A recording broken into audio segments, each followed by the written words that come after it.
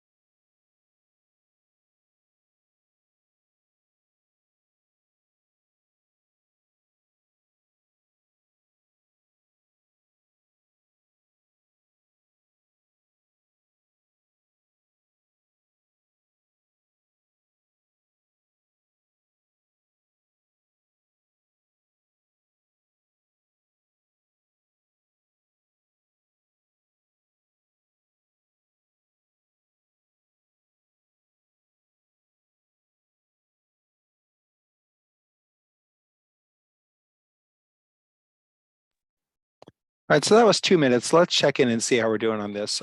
This has some challenges.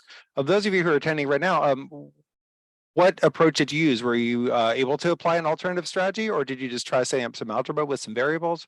How'd you do it?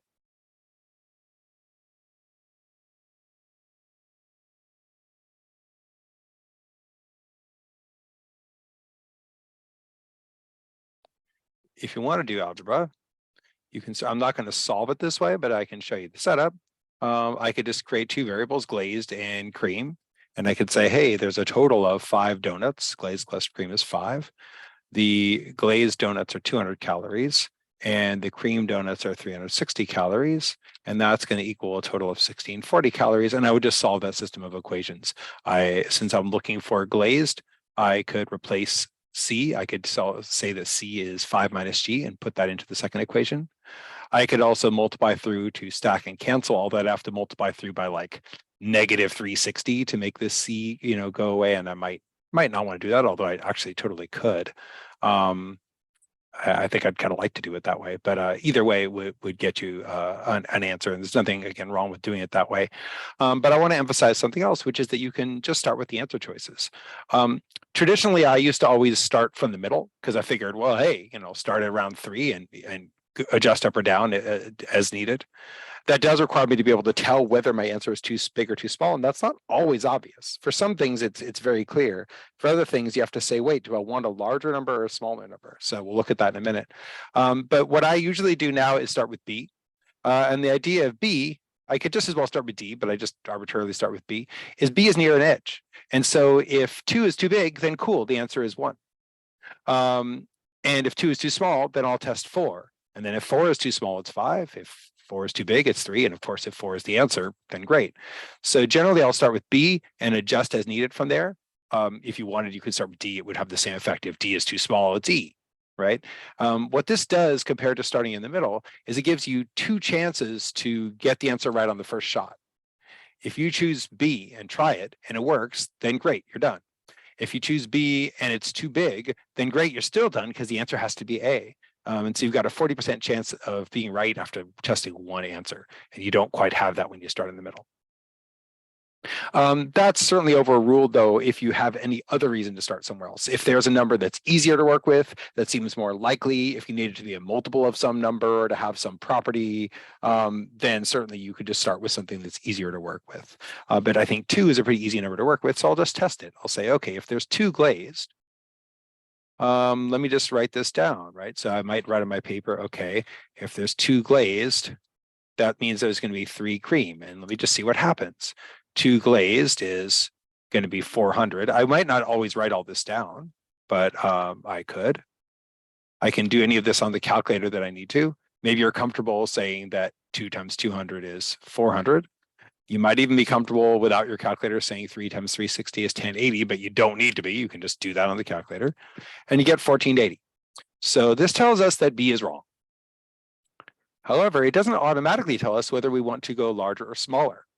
Clearly, I want a larger total than 1480, but how do I tell if I want the number of glazed donuts to be larger or smaller? Any ideas?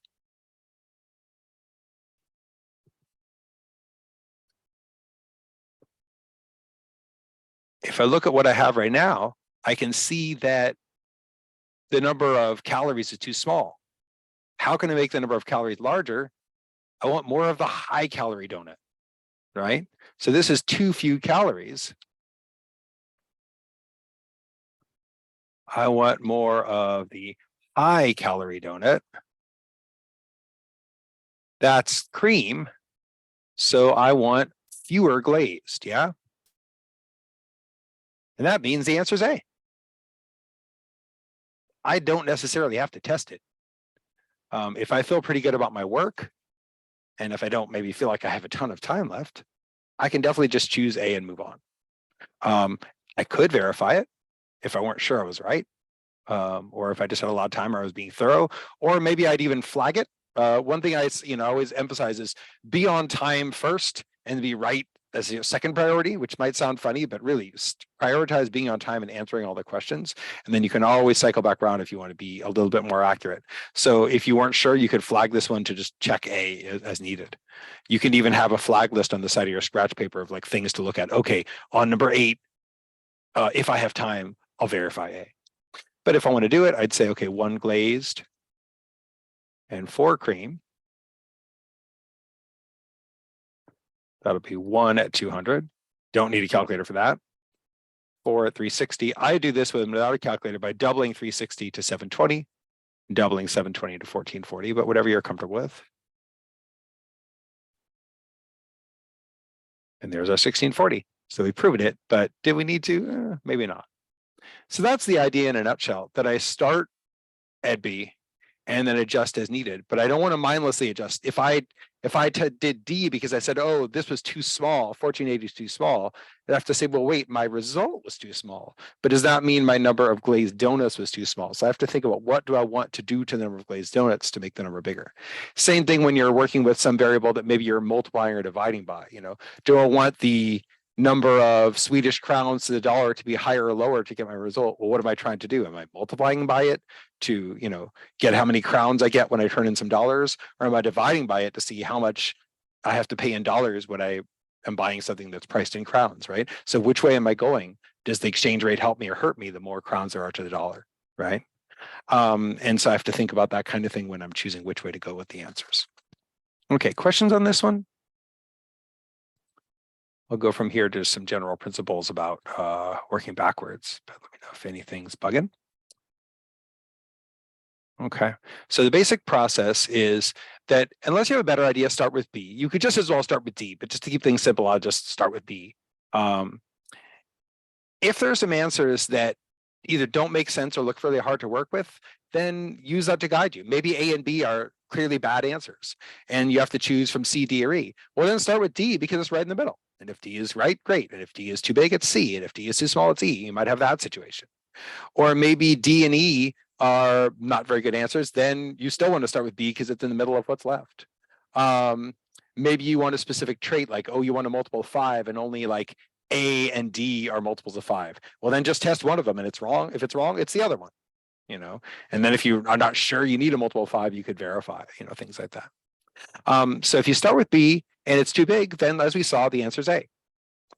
If you start with B and it's too small, and specifically what I mean, the answer is too small, then you can try D and C. If D is still too small, then it's E. If D is too big, then it's C. And if D is right, then great, you're done. If you're not sure, you can try both. Sometimes what we'll do is we'll see, okay, here's what happens when I choose B, and here's what happens when I choose D. So on this last problem, if you had tried D, you would have seen that the number of calories would have gone down yet further. And you'd say, oh, with B, it's like 14 something, and with D, it's even less. So it's trending down. I want to go up. I want A. Right. That's a way of like little guardrails to do it. And some people will just routinely test B and D, just every time test B and D as a way of seeing what's going on. And as long as it's fairly low investment for you, you can do that. So I hope you'll see that although, I hope the algebra wasn't absolutely mind-numbing for you, but I hope you'll agree that when you look at some of these problems from the standpoint of working backwards, they can be kind of nice and quick to do. And so when it works, it's a wonderful thing. So I'll give you another example from the same page of the 5-pound book. I was just going, I just grabbed 7, 8, 9, 10. We just did 8. Here's 7. This is one of those age problems. And typically I teach these with a chart. I'd have something like Norman's 12 years older than Michael. So I'd have, okay, here's Norman, or I'll put them in alphabetical order. Here's Michael and here's Norman. And they're talking about now, and they're talking about 6 years from now. And then we're going to say, okay, well, we're looking for Michael now. So I'll make a variable for that. And this is going to be m plus 12, and then in 6 years, m is m plus 6, and in 6 years, Norman is m plus 18. So I just did everything from the beginning. I said I defined things in terms of the variable that I wanted, and then I just started doing what they told me. He's 12 years older. Then I made the age adjustments. And then finally, what usually happens is there'll be a second piece of information that we use to make an equation with these. So in this case, it's in 6 years, Norman will be twice as old as Michael. So we'll say the age of Norman in 6 years is equal to twice the age of Michael in 6 years. And this is a great way to do the problem. It's fine. You can solve this. And, this might be pretty quick for you. You might be done even if you have to write all this out yourself, you might be done quite quickly. But I want to show you a working backwards approach. So I want you to take about a minute to try this yourself. Start with B, see what happens if Michael is 6 years old now, and kind of run through the story problem. See if you can get an answer that way. Pull it in if you get it. We're going to check in about 1 minute.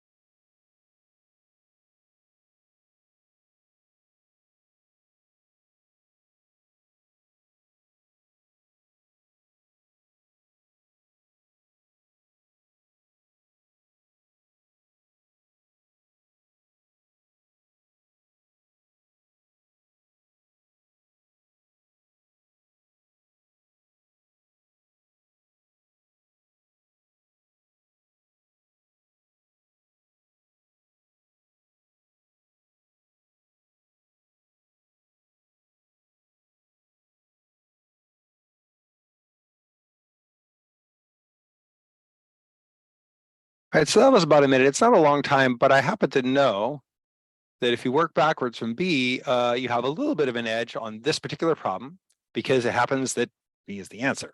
Obviously, it doesn't always happen, but it does happen 1 time out of 5. And what is one of the beautiful things about working backwards, every now and then, the very first thing you try just works. Right? Can't rely on that, but it does happen, pretty regularly, right? About once every 5 times you try it. So if we run through the story, again, we could just sort of say, all right, well, if Michael is 6, then Norman is 12 years older, so he's 18. In 6 years, he'll be twice as old. So then we'd say, okay, in 6 years, we're going to have Michael will be 12. And I don't usually reuse variables with different values, but I'm just shorthand for how old Michael is. Michael will be 12 and Norman will be 24.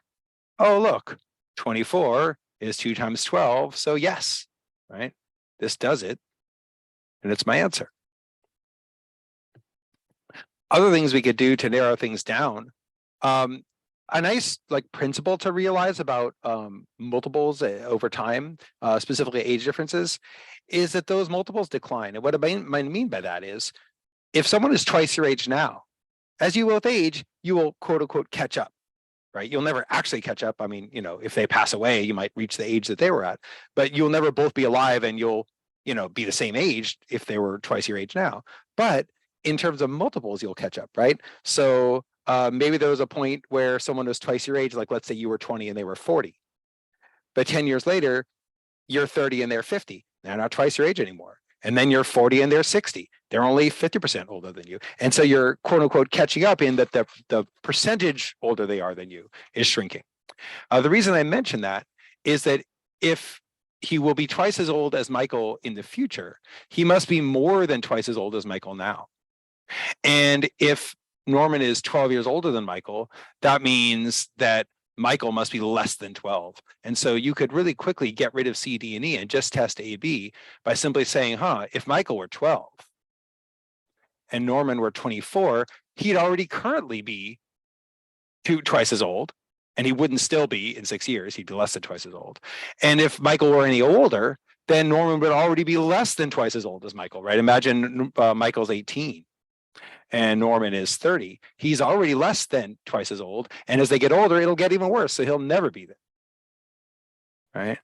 right? So the question was, do you always add or subtract to both sides of the equation when you make the questions? I'm always nervous about saying always, right? I just said always myself, right? I'm nervous about saying always because of course it depends on what the equation is representing. But the general idea, and this is what I showed in the age chart, is that generally when we're talking about what happens in 6 years, it's going to happen to everybody, right? 6 years from now, hopefully we're all still alive, then we'll all be 6 years older. And so in a problem where I'm comparing this person is 6 years to that person is 6 years, then I have to add 6 to both of their ages. But it's tricky because it's not saying Norman plus 6 is equal to 2 times Michael plus 6. that would be wrong.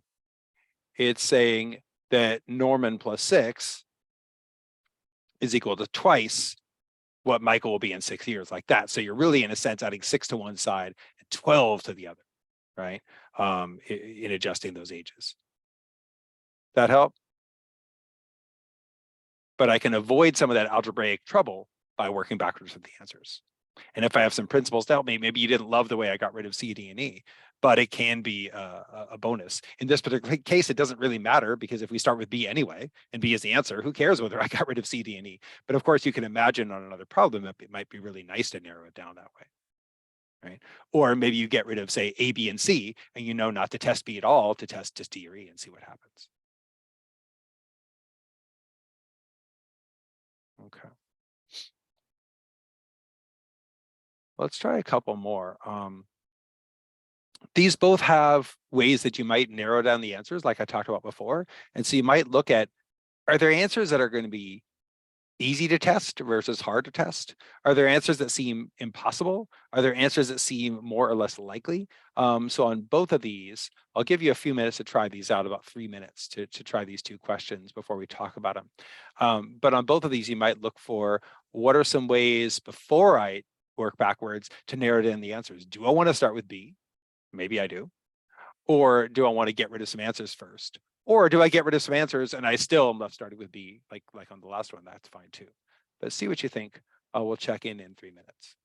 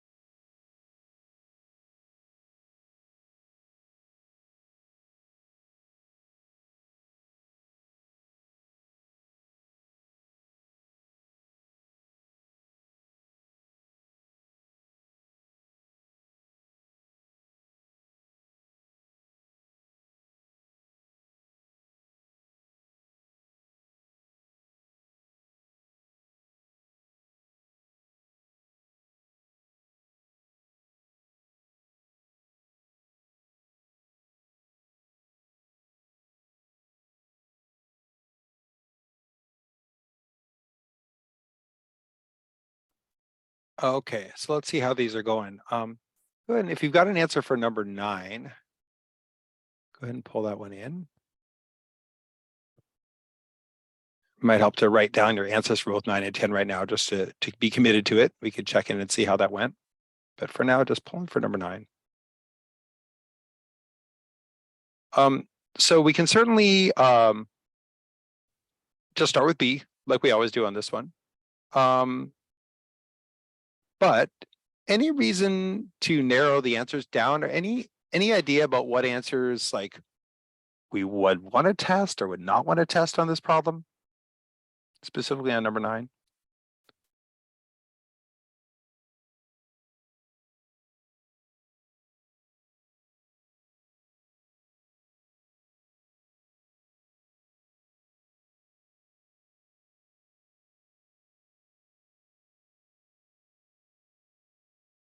So a couple of things we might notice that would be useful.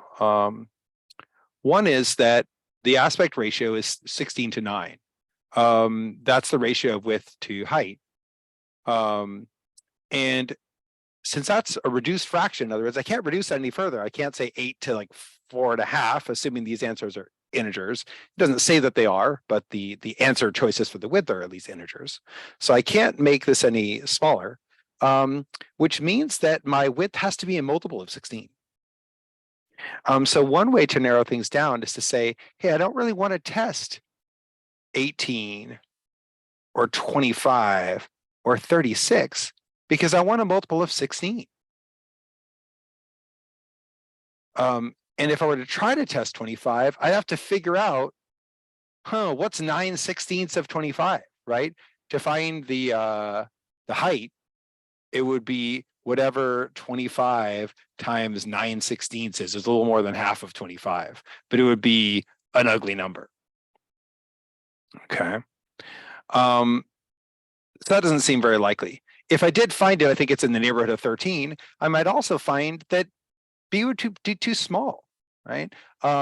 If I add 25 and something less than 25, I'm going to get less than 50. And when I double that to get the perimeter, I'm going to get less than 100, right? So you can imagine a square. If this thing were a square, it's not, right? But if this thing were a square and all its sides were 25, okay, that would add up to 100. But since it's not a square, since it's a more, squares are rectangles, but it's a more stretchy rectangle that has a ratio of, say, we could call this 16x to 9x, we know that this has to be then less than 25, and this has to be more than 25. So that would give us a reason to get rid of A and B.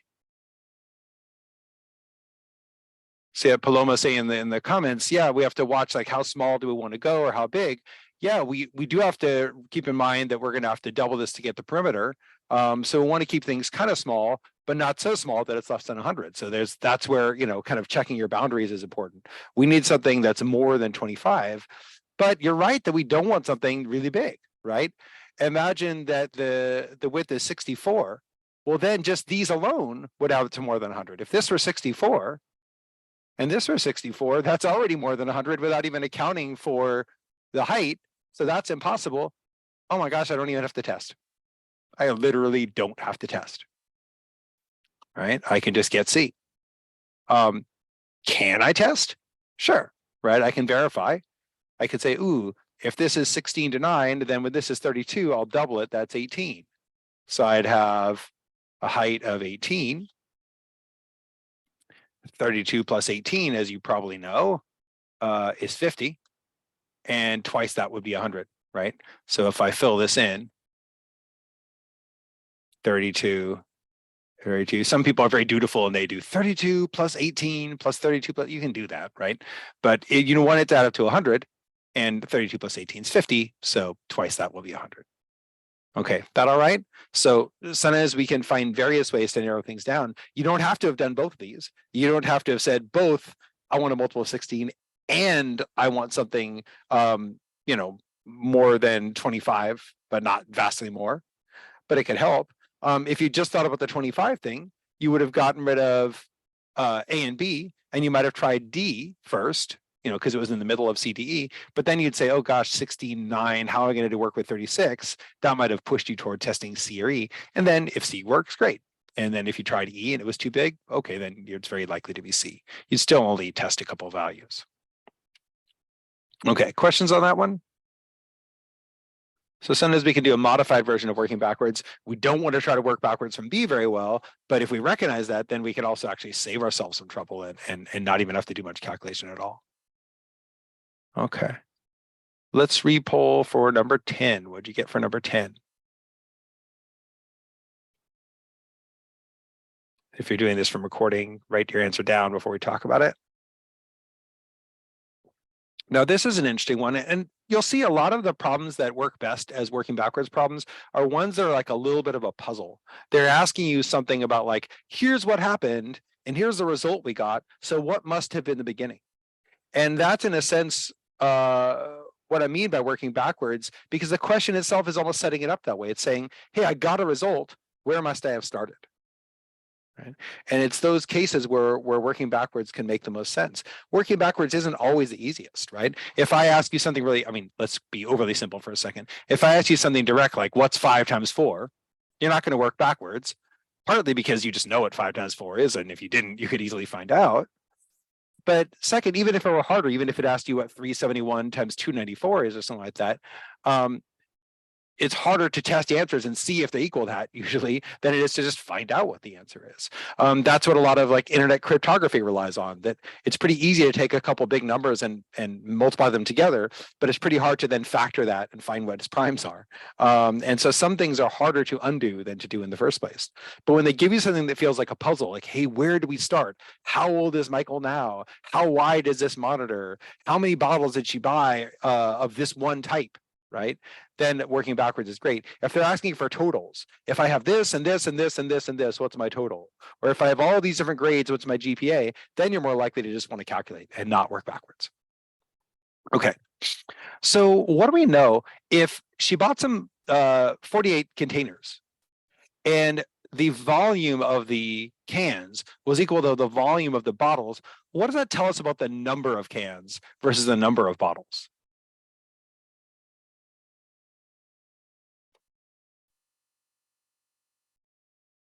If the volume of each group is the same, which did she buy more of?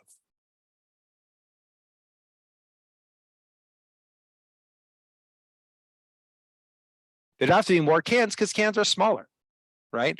Cans can't win if I have fewer of them or even the same number of them and they're smaller, right? So for the volume to be the same, I'd have to have fewer bottles and more cans.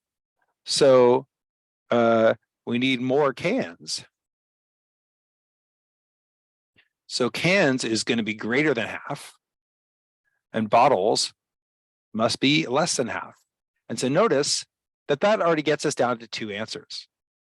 So here I don't have to think about start with B, although I can start with B. I just start with either one, whichever I think is more feasible. And I see if it works. If B still makes cans too small, right? Like you notice if you made the number of bottles, say like 27 or 30, then bottles would totally win over cans, right? So if when you put in B, bottles still win, then you know that it's A, right? Whereas if you put in A and now cans are winning, there's more volume in the cans than the bottles, then you know that it's B, right? So you don't need to test them both. So we'll just show if we test B, which is what we would do if we hadn't thought of this other stuff anyway, right? We'd say, okay, so if there's 21 bottles, then what's the rest out of 48? 27 cans. And then I would just ask myself this, is 21 times 20 equal to 27 times 12? One way you might recognize that it's not is by recognizing the factors that are implied. 21 is 3 times 7, but there's no 7 on the right-hand side. Like there's no multiple of 7, right? If you sort of think about factoring this down a little bit, 3 times 7 times 2 times 10, is this equal to 3 times 3 times 3 times 2? Times 12. And I don't have to like write all this out. But if I just kind of recognize like, hey, I've got a factor on the left that doesn't show up on the right, then I know these aren't going to match. But I could also just say, hey, 21 times 20 is 420, and you have a calculator, so it's pretty fast to do that. Sometimes I have to watch my GMAT routes. I've got a lot of experience teaching the GMAT, and there you don't get a calculator. And so I'm often looking for ways to bypass the calculator, and you don't have to do that. But I would get 324. The bottles would definitely be winning. So I've got to choose A. If you had started with A, I don't think you need to do both, but if you'd started with A, you'd have 18 bottles and you'd have 30 cans. Notice these are both multiples of 6. That's a little more promising. So they're going to have similar prime factors on both sides. So we'll say, hey, is 18 times 20 equal to 12 times 30? Sorry, let me say it again. Yeah, 30 times 12, same thing, but okay. And then I can kind of simplify a little bit. I can find these numbers, of course. They're both 360.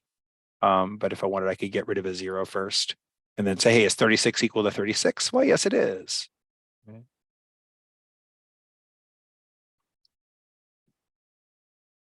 Okay, that's our answer.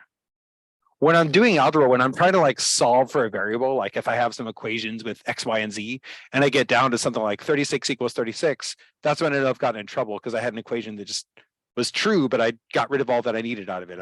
I canceled something out. Sometimes this happens when I plug an equation back into itself, where I have two identical equations that I don't realize and I end up with junk.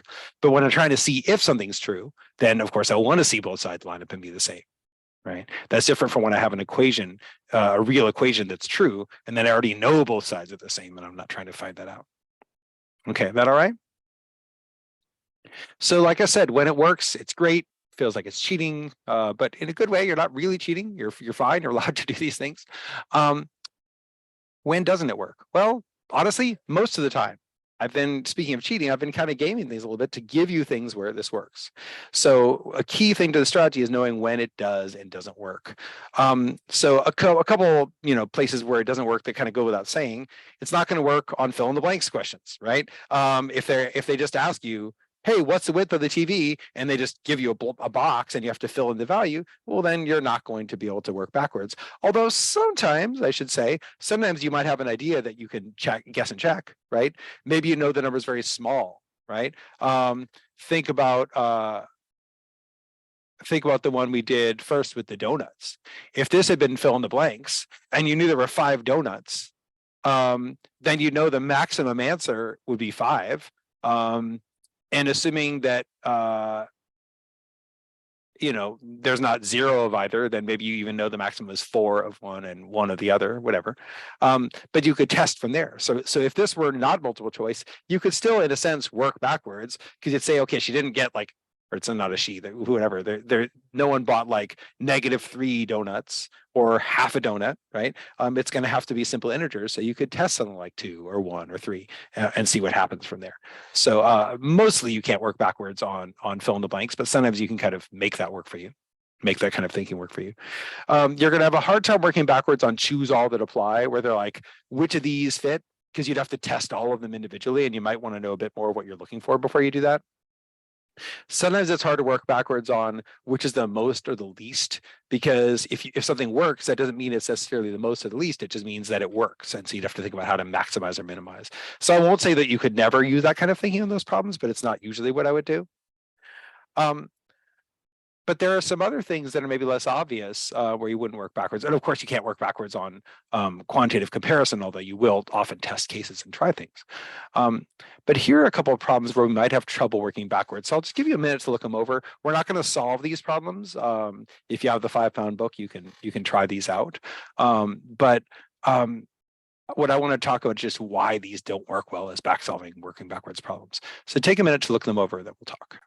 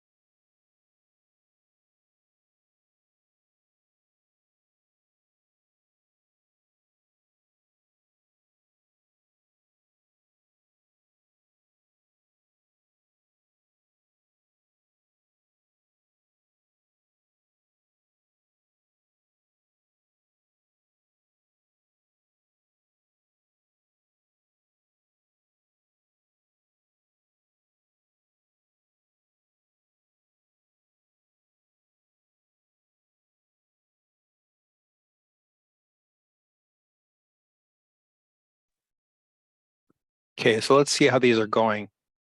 So these are both cases. I won't say it's impossible to work backwards, but it's probably not what you want to do on either of these. So why not? Look at number 14 first, the one about the chasm. Very cute name for a store.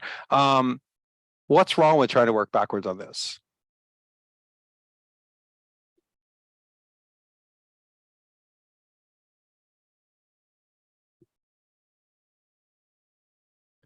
Looks like a lot of work. Yeah, yeah. Partly I'd always ask, like, what am I supposed to do with this number? So when I tell you, the TV is 32 inches wide, or there were 21 bottles, usually there's a way into that story. Or if I say, okay, Michael is 6 years old, you can try that value and see what happens. When I say 20% of the value of the profits came from chinos, then what? Okay, so 80% came from jeans. How do I test whether that fits the data? The only way I would really be able to test is to find out what percent really it was and compare. But if I could do that, I'd already have solved the problem. So why would I work backwards, right? There's not a clear way to fit this in, right? Whereas if they had said blah, blah, blah, blah, and here's how much they made, what's the price of a pair of jeans? Then I might be able to try that price and see if it's too high or too low. So it's kind of hard to tell from this. I might try to estimate and narrow down.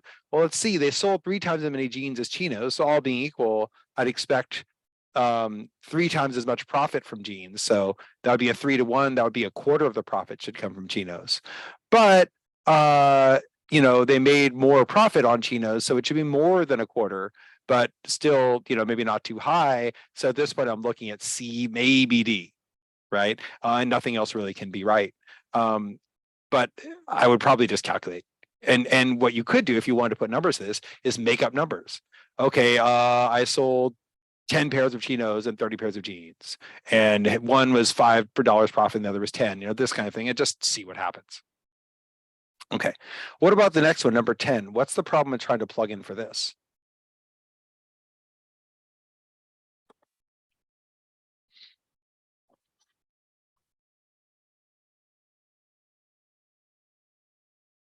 One way I could get in trouble is if I misunderstood what they were asking and thought they were asking for T, right? If they were asking, if I said, for instance, B, T is 3, then I could say, oh, well, if T is 3, then I'll put this in here and see if it works. But they're not asking what T is, they're asking what T squared minus T is. So for instance, if I wanted to see, or I wanted to say, could T be 3?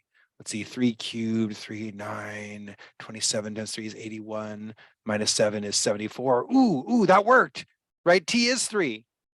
But wait a minute, they weren't asking if T was 3, they're asking what T squared minus T is. So if I messed up and then I caught myself, I might say, oh, it looks like T is 3. So then square it, 9 minus 3 is 6. Oh, the answer is 6. I could use that to my advantage to think of it, but I can't actually say that this answer is being plugged in for the question. So one way to see is that they're asking for, on both of these, not a single value so much. I only know that it's one number, but it's something like what percent something is of another, or a compound expression. Notice if I did try to plug in directly for the answer, like what if I said T squared minus T equals 3?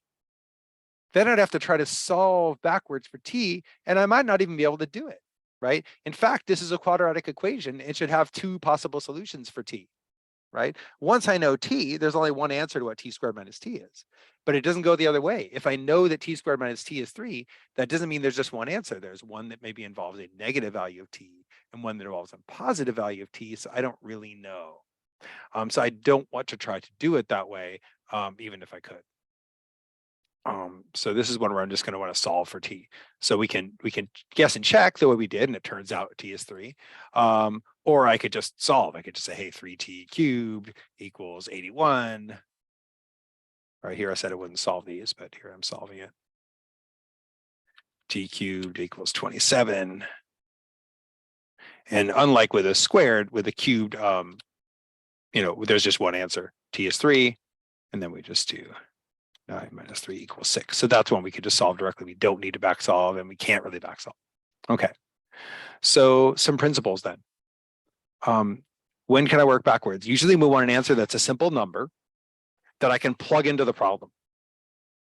I want to make sure that it's not too laborious to do that. It shouldn't take too much work to see whether that value is right or wrong.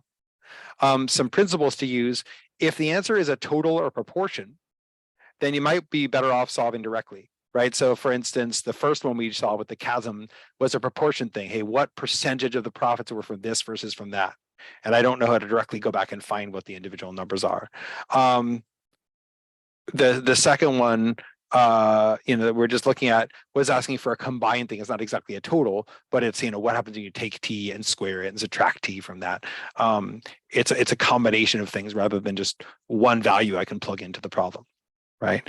Often the best working backwards problems are ones that feel like a puzzle, like, hey, what number would have this result? What age for Michael could I have? What number of glazed donuts could I buy that would give me this result?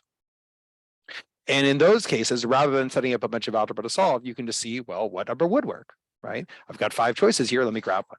So that's when I would typically work backwards and when I typically wouldn't. And it's worth practicing. And one of the best things you can do for your GRE score overall, math, verbal, everything, is go back through problems that you've done timed and ask yourself, what's the best way to do this problem and how do I tell that? Did I do it, or did I get it right? Sure. But did I do it a good way? Did I do it a really practical way that I could repeat? And how do I tell whether this or that approach works? A lot of people tell me, well, I don't use a lot of those alternative strategies. I don't pick numbers a lot. I don't work backwards a lot. I don't estimate a lot because I'm used to doing algebra. And that's great. Yeah, we're all used to doing algebra unless you're really out of practice, right? Most of us are trained on algebra or were at some point. The problem is that it's not always the best way. Sometimes it's not even a way that we can find, that we can make work. And so I think it's really important to look for those alternatives. But unless we practice looking at when they work and when they don't, it's not going to get us anywhere. Right. And that's like anything. Sometimes I compare these things to, like, say, slipping someone some money. Right. The waiter tells you there's no window seats available and then you slip them a little money. Are you sure? Right. Now, whether that's ethical or good or whatever, depends on the situation, depends on you. But the idea is there's certainly cases you wouldn't want to do it. You might be okay slipping a waiter a little bit of money. You might not be okay slipping, a judge a little bit of money at a trial. That might not work out well for you. So you kind of got to judge when do these things work or when not. And if you don't have that sense, then you're safer just never doing them. Right. But if you can have a good idea of when they work, then when they're appropriate, then you can get a long way with that. So let me show you a couple of interesting ones. I think these are interesting. I'll give you about 3 minutes to try these as well. See if you can find a way to work backwards on these. But you might want to think about, again, are there answers that make sense, that don't make sense? Is there something else I want to do than work backwards? Are there any challenges in working backwards? Just see what you notice here. We'll check in again in about 3 minutes.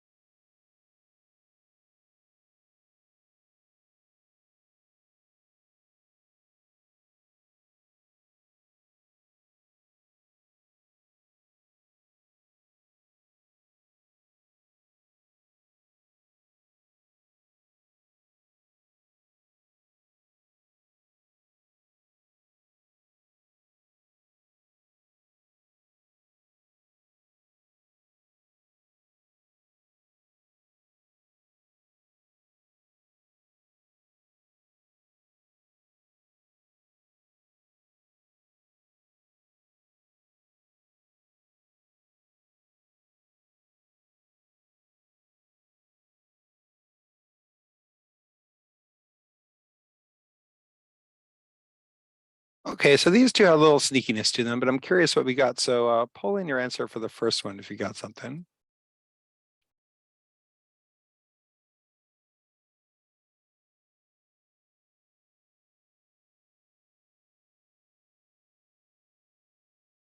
A little bit of a trap answer. I don't see anyone answering it yet, but maybe you were momentarily pulled, like I honestly was, just for a moment toward answer A, because when you cube A and when you square it, you get the same thing. But the surface area of a cube isn't just the side squared; it's six of them, right? So the idea is, if you look at a box, right, the volume is length times width times height. One face equals you could say length times width, and then six of the faces will depend on the shape of the box. With a cube, though, all the sides are the same, so it becomes a lot simpler. So for a cube, the volume is just side times side times side, so side squared. Sorry, did I say squared? Cubed. And for a cube, one face will be side squared. And so six faces will be six sides squared. So honestly, this might be one where you don't want to work backwards. You might just say, hey, when is side cubed equal to six sides squared? You can divide both sides by side squared and you get side equals six and you're done. So this is one where maybe you don't want to work backwards. But you could use the answers for ideas. You might think about one and get thrown off. Oh, one is perfect. Well, actually, no, it's not. You might start like we talked about with B and say, okay, what if it's three? Well, let's see. If the side is three, then volume is 3 times 3 times 3 is 27. Whereas a side is 3 times 3 is 9. 6 of those is 54, right? So here's one where I might go, yeah, but do I want to go bigger or smaller? If I already know that one doesn't make sense, I can get rid of it. But if I didn't know that, or if the answer were like 2 or 2.5 or something like that, then I might not be sure. I might look at 5/3 and just say, ooh. And then I'm nervous here also about no such cube as possible, right? If I test D and it seems too small, normally I would say then it's E. But if I test D and it seems too small this time, maybe there just isn't one. Right? So here's one where I might just jump to the next cozy integer, and in that case, I'd be right. Volume is 6 times 6 times 6. You use a calculator if you want, 216. The surface area will be 6 of 6 times 6. Hey, guess that's the same thing. I don't actually need to figure out that it's 216 because it's just 6 times 6 times 6 both times. So don't calculate if you don't need to. Okay, so that's one where working backwards might not be the best strategy, but you can do it. What about the second one? Go ahead and pull that one in.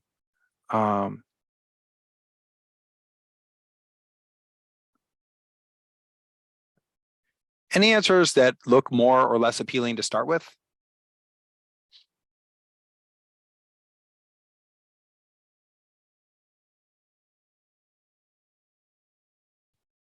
I can certainly do this algebraically as well. I could say the square of an integer divided by the cube root of an integer. If you want to put a cube root sign, you can, or you can just say n to the 1/3 is equal to 9 times that integer. And if you do a lot of algebra, you get n to the 5/3 equals 9n.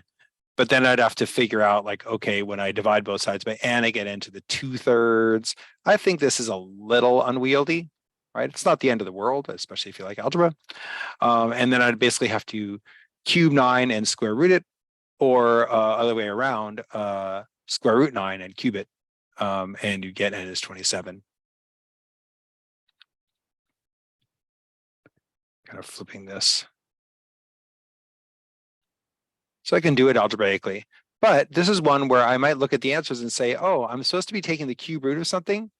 Well, I don't know for sure that the answer is going to all involve integers, but I do know that that's equal to 9 times an integer on one side. So it looks like I'm dealing with integers. So I want something that I can take the cube root of. I can't take the cube root of 4 or of 16. I mean, it won't be clean.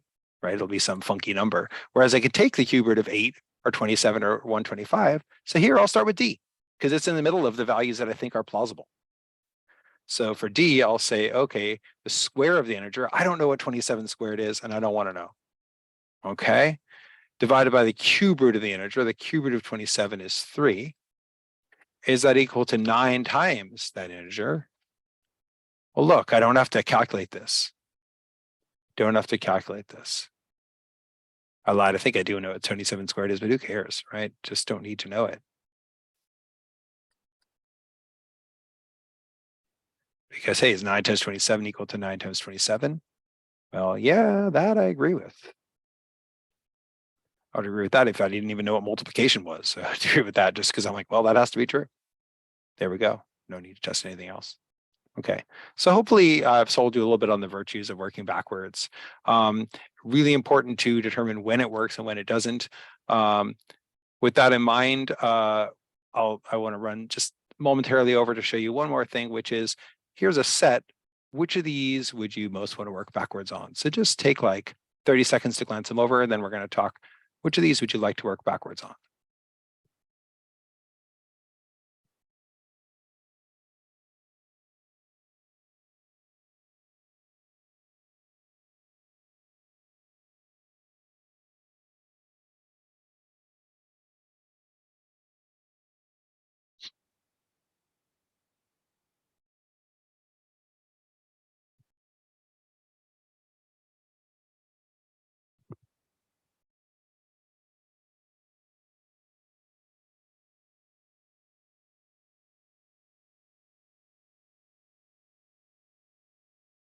Okay, so which of these would you most like to work backwards on? First, second, or third? 24, 25, or 26. I just grabbed these out of a page of the 5-pound book, 3 in a row. The last one. Yeah, I agree. The first one, again, I don't know quite how to do that, right, backwards. It has an answer that's 10%. 10% of what? The number that's 50% greater than 60. Okay, that's 90 is what percent less than? I just have to find out what percent some number is less than another. I don't want to try to go from the answer backwards. I just want to find the answer.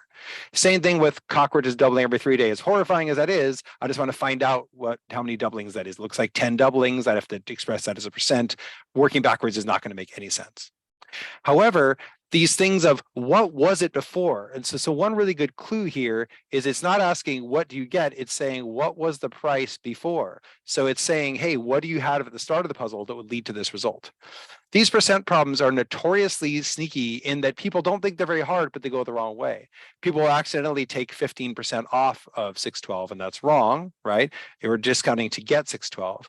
Or they'll try to add 15% to 612. And I want to stress, I have a whole thing on percents that you can watch another time, but I want to stress that with percents, it doesn't go both ways, right? If I'm 20% older than you, then you're not 20% younger than me. It doesn't work that way. Percents have to be of a specific thing, and they don't go in both directions unless they're equal, right? If you and I make 100% of each other's salary, then sure, it's the same both directions because they're literally the same salary. Same thing for sometimes if both things are 0 or something funny like that. But in normal situations, if my stock goes up 10% and then down 10%, I don't end up where I started. I'm actually lower. So we got to watch those kind of percents. And this is one where just testing the answers can make a lot of sense. Especially if I say, oh, we got discounted and now it's 612. Well, some of these answers are kind of silly. I can't take a price like 100 or 500, discount it 15% and get 612. That doesn't make any sense. So I'll just test the late remaining answers. And I've got a calculator. So I'll just do, okay, 720 times 0.85. That's it, right? 720 times 0.85. 612, I'm done. And I think that's easier than doing the algebra. But, your views may vary. But that's the idea. So hope this is useful. Not something we're going to do on every problem, but when it works, it's so nice. So best of luck with your GRE journey. If you need any help from us, you can check out more of these workshops on YouTube and also check out one of our classes. You can always try class 1 for free as a trial student and see what's up. Stick around if you got any questions, but other than that, good luck with everything. Have a lovely day.